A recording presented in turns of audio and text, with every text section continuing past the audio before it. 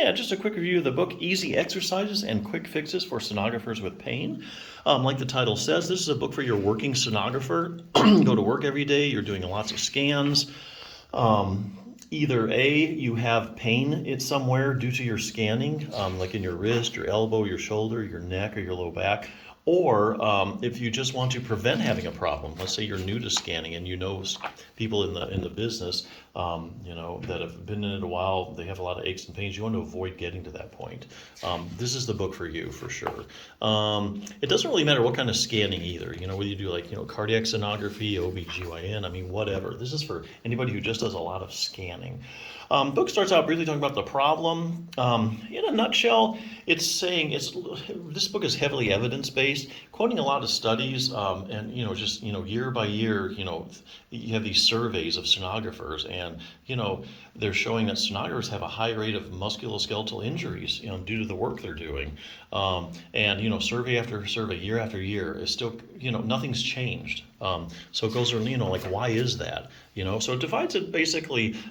They talk about external factors. Even though we know this is a big problem, and people talk about solutions, there's still nothing that's really taking a bite out of the whole problem. A lot of these external factors, while there have been improvements in the design of ultrasound systems and workstation equipment, not all places can have state-of-the-art equipment. Exams are often complete at the patient's bedside or other departments, and so sonographers have to add a bring of transporting equipment. Sometimes it's just where you're going. If you have to go to the ICU or a bedside, that presents a lot of challenges. The rooms, are cluttered. You're trying to get your machine around, trying to get in a good, safe position. Even though we can talk about safe position for sonographers, a lot of situations you just simply can't get in those safe positions, and you have to do what you have to do. Staffing changes, or even things like, hey, you need to do so many scans a day, whether it's reasonable or not, you need to do it.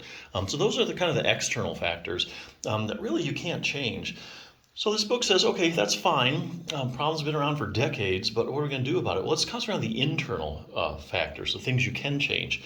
This would be like making your body more flexible, stronger, so that you can change these things rather quickly over a period of weeks to make it more resistant to injury, so you don't have these problems.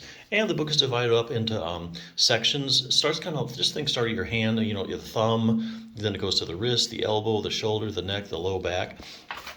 So this book isn't intended to be a comprehensive treatment program for every ache and pain, a sonographer would have. It's taking just the major, most stressed out parts of a sonographer's body, and it's giving you good, quick treatments that are evidence-based that you can do for it. For instance, let me just go through this real quickly, like the thumb, starting with the thumb joint, base of the thumb. If you have problems there, it shows you a simple distraction technique that'll unload your joints. There's a couple muscles, your abductor pollicis longus and your first dorsal interossei. Those are really big thumb stabilizing muscles that you need to get strong if you're having thumb issues, or if you want to avoid a thumb problem. This will show you how to instantly lower carpal tunnel pressure. Been proven for at least 10 minutes. I think it was 10 minutes. Lower pressure, at least 15 minutes. So the study had you do this technique, and you can lower pressure in your carpal tunnel at least 15 minutes. So if you're doing a lot of scanning, high pressure in the carpal tunnel gives you carpal tunnel syndrome. So basically, if you keep that pressure low throughout the day, you're not going to have carpal tunnel.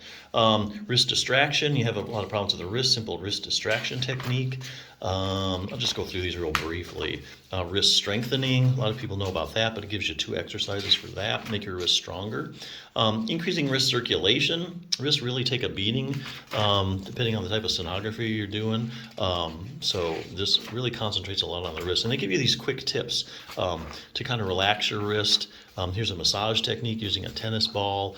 Other self-massage. Just takes a few minutes and get the circulation going. Also discusses splints. If you already have a problem and it's really a bad one, you might want to know, hey, what's the best splint for my wrist, for instance? If you have carpal tunnel, and this will go into that real briefly.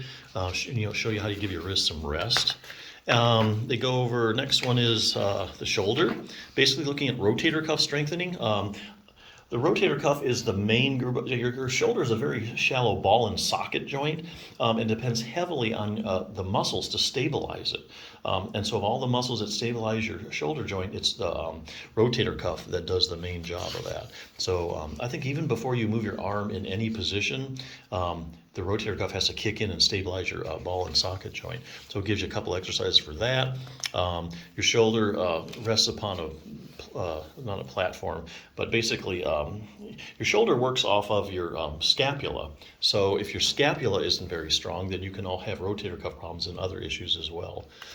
Shows you how to do some scapular stabilization exercise. And it goes over some of the 4 critical stretches for your shoulder, goes into the neck, goes into a strengthening exercise for your neck you can do at home, and all these things you can do at home. You know, it just takes a few minutes. Stretches, and then also lastly ends with the low back. Particularly, she does have some stretches, but really goes into multifidus strengthening. So the multifidus muscles of the back are the key stabilizers of the spine. A lot of people don't know that. Strengthening your multifidus is a proven way to prevent and treat low back pain. So here again, there's a lot of stuff here. This is all evidence-based, of course, a lot of literature. If you want to avoid a problem or you want to treat an existing one, all the major kind of problems sonographers have, I mean, this is a great book to check out. So there you go.